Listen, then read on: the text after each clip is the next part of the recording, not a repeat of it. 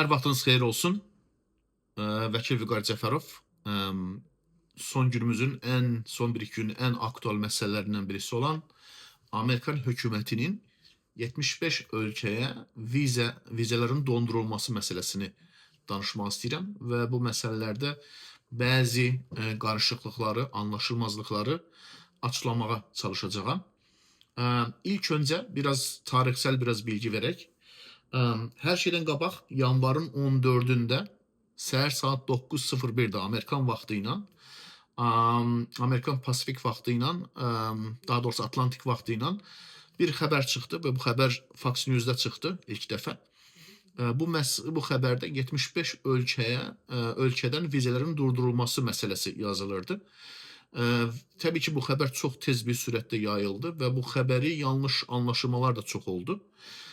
Bir çox xəbər portallarında Fox News-dən Fox News-un xəbərinə bənzər xəbərlər yayıldı. Xüsusən xarici mediada Amerikaya vizələr durduruldu şəklində yazmağa başladılar. Bunu açıqlığa qavuşturmağa çalışırıq ki, Amerikaya durdurulacağını deyilən viza şəkli sadəcə immiqrant vizələrdir. Yəni davamlı yaşama haqqı verən vizələrdir. Non-immigrant viza dediyimiz vizələrlə əlaqəli heç bir şey yoxdur. Nə xəbərlərdə, nə rəsmiyyətdə.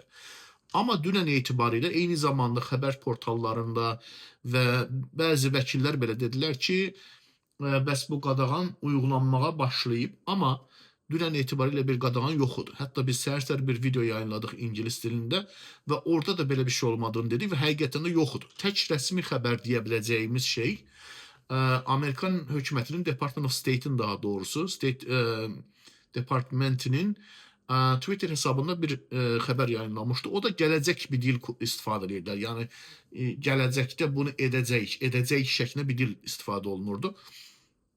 Və rəsmi olaraq heç bir şey yox idi. Amma bugün etibarilə biz görürük ki, travel.state.gov və ya Department of State web sitəsində artıq bu rəsmiliyi qazandı və deyir ki, yanvar ayının 21-i etibarı ilə 75 ölkədən bura gəlinməsinin qarşı friz eləyirlər, dondururlar.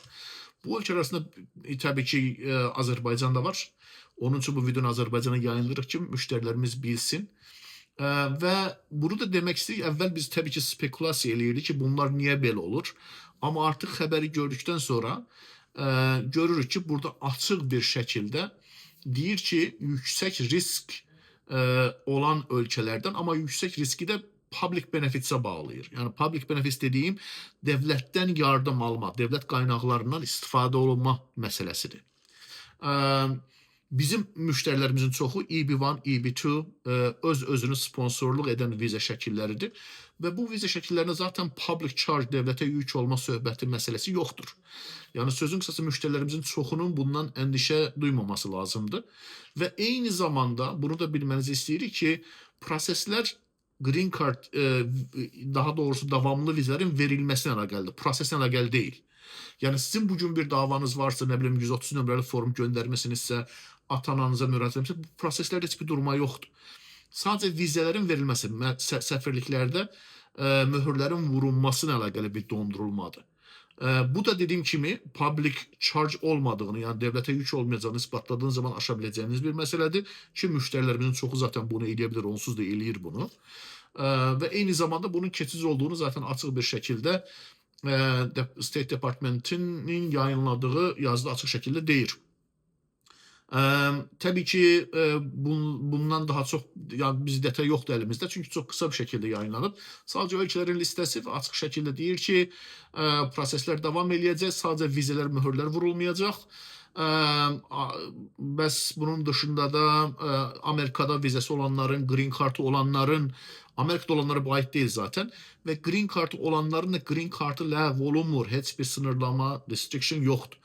Lütfən dışarıdakı məlumatlara çox etibar eləməyin, öz vəkilinizdən aldığınız məlumatlara etibar eləyin və profesional bu işini bilən insanlara qulaq asın, çünki yanlış məlumatlar çoxdur piyasada. Bu yüzden doğru məlumata necə çatmaq lazımdır, bunu da bilməlisiniz. Turist vizələrə, tələbə vizələrinə, daimi yaşayış haqqı verməyən vizələrə bunun heç bir aidiyyəti yoxdur. Təşəkkürlər, Güvəndə qalın, sağlıqlı qalın. Sağ olun.